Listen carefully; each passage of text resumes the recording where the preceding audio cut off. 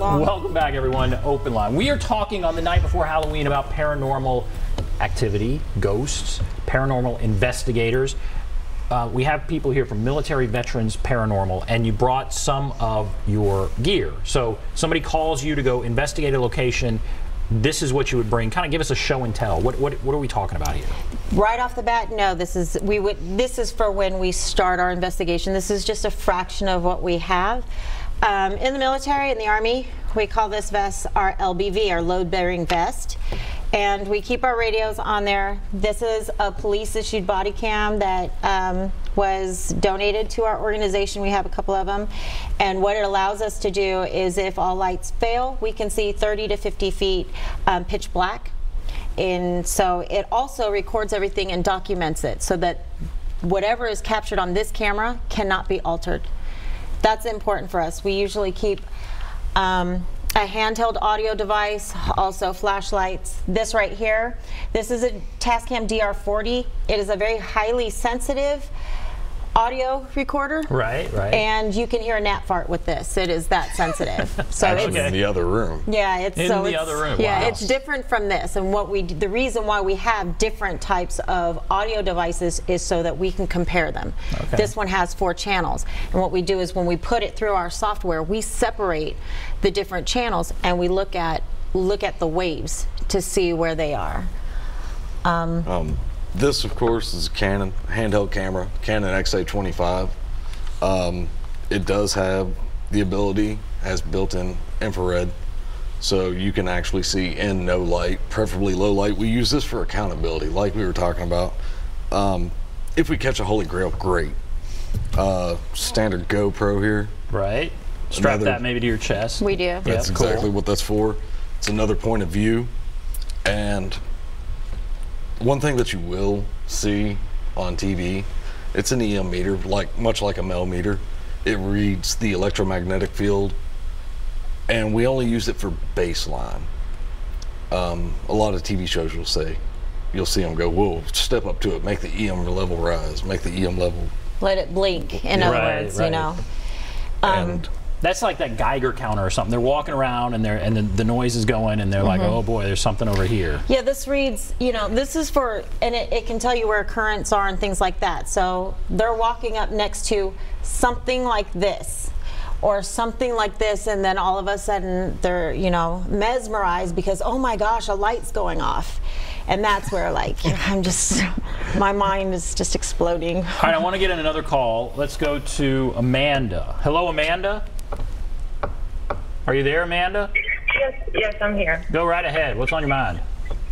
I was just basically I have twins. They're 9 months old, and I've recently been seeing some stuff like it's mainly through the camera, like their nanny cam, and then I just noticed that the babies they respond to certain areas of the room.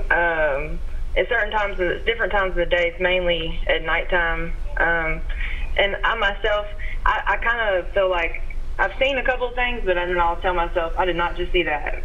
So I don't know if our babies are more prone to seeing spirits or nanny cams, or is it maybe just the camera, or like what kind of advice could you give me for that?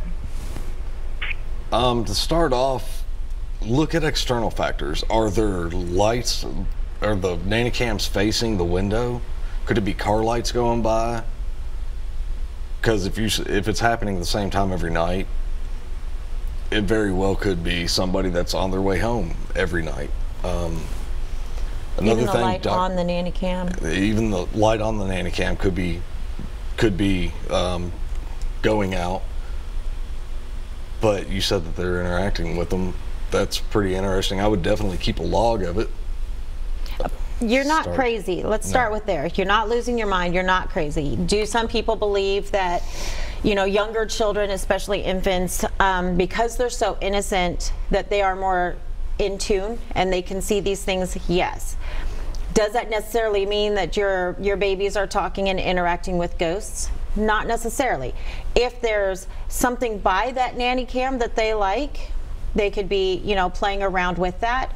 Or you know, we can't prove that they're not talking with something, but if they're not being harmed right now and they're enjoying and it's a good friend, I mean, honestly, I don't see anything wrong with it. Usually they'll outgrow that. Yeah, that's good. How, that's an interesting one. I mean, do you get stuff like that where we think the kids see something, and you said innocence might allow people, that's interesting. I mean, it's happened within my own family. When my child was, when my child was like 2 or 3, she used to talk about somebody specifically and go up to it. And at first, you know, my skeptical mind is thinking, okay, invisible friend, that's great. Can you both come and sit and eat dinner kind of thing? But she kept going on and on and on. There were members of my family that believed that, no, this is spiritual and everything else, but she outgrew it. All right, in our final couple minutes, you all are Military Veterans Paranormal. You're all military veterans. Yes. You know, that sets you apart in what you do. But there's another side of this, right? I mean, what brought you to this? Why do you all do this? Why we have it, it's a fun hobby, for one. But the other thing is, when you leave the military, people think that the military is a job, and it's not. It's a lifestyle. It's very, very much a lifestyle. And you develop this sort of camaraderie. Within the military, we have our own language, our own way of communicating. At the same time, we play really hard, and we have a really twisted sense of humor. So when we come out of the military, a lot of times you feel like, what purpose is there? My mission is gone, because that's what we do in the mission. In the military, is we're gearing for mission. So what we do is we provide a safe haven for veterans or service members alike to come and enjoy a safe hobby, in terms of there's no alcohol, there's no drugs, there's nothing that's going to be detrimental in that respect.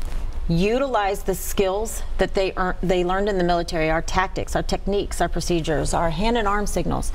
Have a mission, something that we are trying to accomplish, enjoy that camaraderie, and know that you're not alone. And we've realized that in doing this, we've been able to deal with various aspects of PTSD, depression, that loneliness that follows. And so we're really trying to whittle away at veteran suicide and giving other veterans a home and another outlet to where we can feel safe and we feel like we belong. We've got that family back. It's made a difference for you, right? It's made a huge difference for me. Tell you the truth, they didn't know me from Adam. I wasn't downrange with them. I actually live over an hour and a half away from Clarksville. Met them through a mutual friend, 5-minute phone conversation. Walked into her house during the first meeting, where it was I was the rookie, or the newbie, should I say. Within 5 minutes, we were cutting up, joking, picking on each other, and it's been a family ever since. That happened back in 2014, and you've been with them ever since. All right, we're going to take a break. We'll come back, take a break, be back right after this.